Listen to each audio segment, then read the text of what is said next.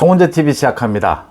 대선 전국에서 최근 가장 큰 관심이 오는 30일이나 31일 밤에 윤석열, 이재명 양자 토론, 양자 대선 후보 토론이 열리느냐 열리지 않느냐, 만약 열린다면 과연 누가 토론회를 통해서 승기를 잡게 될까? 그러니까 지금 윤석열 후보가 이재명 후보를 이제 많이 앞서기 시작했다. 5에서 10% 정도 앞서기 시작했다. 윤석열 후보는 대세론으로 갈 수 있느냐? 이재명 후보는 윤석열 후보의 발목을 잡을 수 있느냐? 박빙의 승부로 다시 갈 수 있느냐? 그 분기점이 설 연휴가 될 것이다. 양자 TV 토론이 될 것이다. 이렇게 꼽히는 만큼 이 TV 토론이 열릴 수 있느냐 없느냐, 또 열린다면 누가 승기를 잡을 수 있느냐, 이게 가장 중요한, 가장 큰 관심거리인데, 오늘 서울 서부지법에서 양자 토론, 이게 열릴 수 있느냐 없느냐에 대한 심리가 열렸습니다. 그러니까 안철수 후보가 방송금지 가처분 신청을 했습니다. 지상파 방송들이 이렇게 양자 대결로 하면 공정하지 못하다, 불공정한 토론이다 라고 주장을 하면서 방송을 금지해달라, 사자 토론으로 해달라 라는 그런 요청을 했습니다. 이제 그 재판 심리가 열렸는데 조금 전에 끝났습니다. 재판부의 이야기가 쟁점이 복잡하거나 어려운 사안은 아니지만 판단의 여지가 많고 선거에 영향을 끼치는 사건이기 때문에 고려해야 할 부분이 많다라고 하면서 26일 수요일 다시 재판을 열고 결정을 내리겠다, 이렇게 밝혔습니다. 이렇게 윤석열 후보와 이재명 후보 측이 만나서, 국민의힘과 민주당이 만나서 양자 토론을 하자라고 이렇게 결정을 하자 많은 찬반 논란이 일었습니다. 그러니까 안철수나 심상정 후보 같이 반대하는 쪽에서는 어떻게 해서 양자 토론을 할 수 있느냐, 이건 불공정하다, 사자 토론을 해야 한다. 왜냐하면 법정 토론회를 할 경우에 지금 정해져 있는 기준이, 그러니까 지난번 선거에서 3% 이상의 지지율을 얻었거나 국회의원 의석수 5석 이상이 있는 경우, 이렇게 기준을 정해놨거든요. 그렇게 하면 안철수와 심상정까지 사자 토론회를 해야 한다. 이게 법정 토론회, 다음 달에 법정 토론회가 열리면 이렇게 선관위 주재로 사자 토론회를 하도록 이렇게 되어 있습니다. 아무리 언론사가 자율적으로, 또 후보들끼리 자율적으로 토론을 한다 하더라도 이렇게 법정 토론회에 준해서 그 기준에 맞도록 해야 공정하지 않느냐라는 게 안철수 후보 측의 주장이고, 그렇지 않는 쪽의 주장은 이제는 시대가 많이 달라져서 지상파, 종편, 유튜브까지 굉장히 언론사도 다양해져서 이제는 지상파는 좀 공정해야 한다, 법정 기준을 지켜야 한다. 그 다음 종편과 유튜브는 자율적으로 할 수 있는 거니까요. 이렇게 된 경우에, 이렇게 언론 방송이 다양해진 상황에서 이게 의미가 있느냐, 언론사 자율로 맡기는 것이 맞지 않느냐, 자율에 맡기되 그 내용에 있어서 공정하다면 큰 문제가 없는 게 아니냐.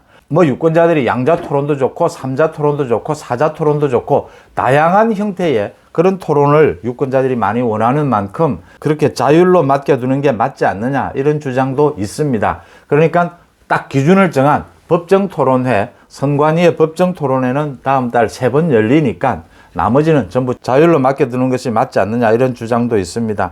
또 과거 17대 대선 2007년 이야기입니다.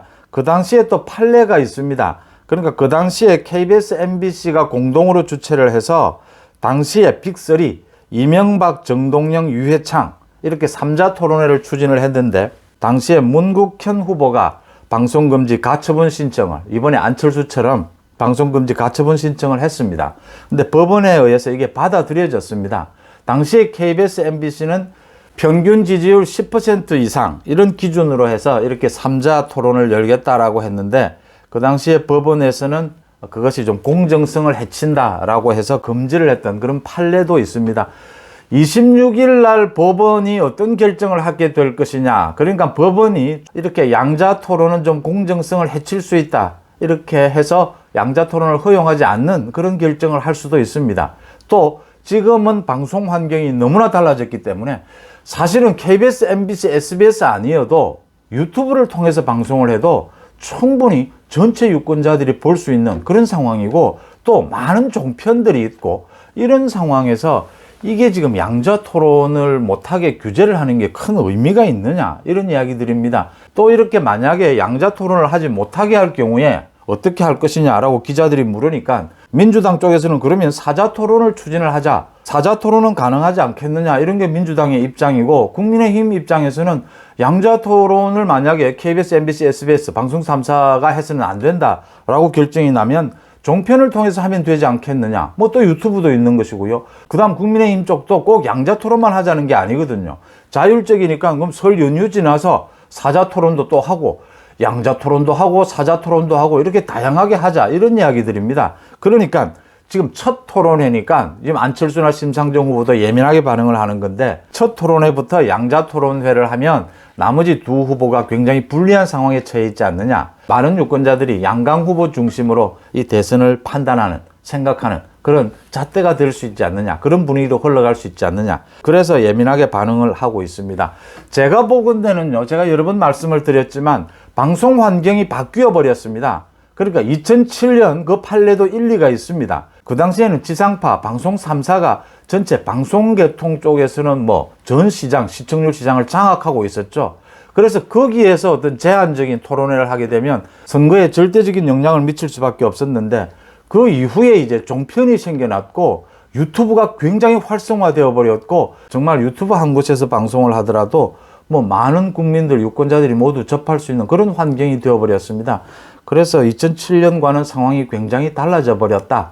그래도 법원이 어떤 판결을 할지는 지켜봐야 되겠지만, 법원에서 어떤 판결을 내리든 사자 토론으로 하거나 또는 양자 토론으로 해서 종편에서 하거나 또는 유튜브에서 하거나 설 연휴 때 어떤 형식이든 대선 후보 토론회는 열릴 것이다, 이렇게 예상이 되고요. 지금 양당의 입장으로 보건데, 민주당에서는 사자 토론을 해도 상관없다라고 하고, 국민의힘에서는 가능한 한 양자 토론으로 하고 싶어 하는 겁니다. 그러니까 국민의힘에서는 두 가지입니다. 하나는 윤석열 후보가 이재명 후보를 상대로 윤석열 후보에 대해서 계속해서 토론회 리스크 이야기가 나오고 있는데, 절대 그렇지 않다.